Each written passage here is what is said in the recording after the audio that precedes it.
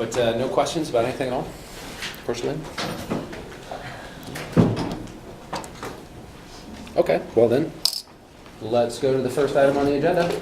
Intro, mowing proposal letter report.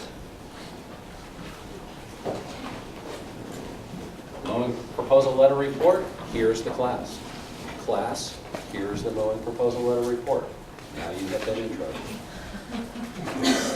Has anyone already made themselves acquainted with the mowing proposal letter report directions? Anybody? Okay, in that case, I'm assuming that no one's taken a few minutes to be prepared for the first item on the agenda. They're reading the you've read the directions?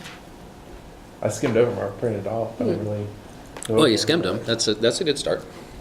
Not very. I mean, if you know what's going to be talked about in the meeting, it's usually a good idea to like at least skim so that you can contribute to the meeting or get the most out of the meeting. Just a little tip there. I know that in a super artificial, not actual good professional development practice environment of a college classroom, show up to class, you just literally show up to class. If that's who you are, especially in a small organization, you're not going to hang around too long, probably. Instead, the high-functioning folks show up and they say, oh yeah, here's the first, right.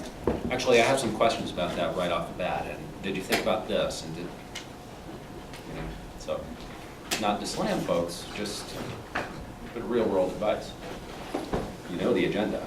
It's been there all semester long, so, and it's the start of the final individual project, the last chance to get early grading goodness. So again, probably something to be on task with.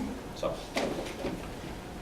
and this is also going to color how I go through the directions, because it doesn't make sense for me to go through them in detail if you haven't at least skimmed them yet, because you won't be able to make sense of those details. So instead, I'll go through them generally, throw out some general tips and advice and observations, and then assume that there'll be follow-up questions at some future meeting when you've actually had a chance to catch up with it. So, general tips and advice for exercise number 2 on page 470 of the textbook. First of all, look at exercise number 2 on 470 of the textbook.